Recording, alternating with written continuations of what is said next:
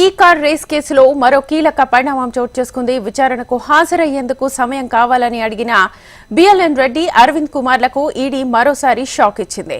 ఈ నెల 8వ తేదీ, 9వ తేదీన విచారణకు రావాలని స్పష్టం చేసింది. కాగా విచారణకు హాజరయ్యేందుకు తమకు 3 వారాల సమయం కావాలని ఈడీని కోరారు.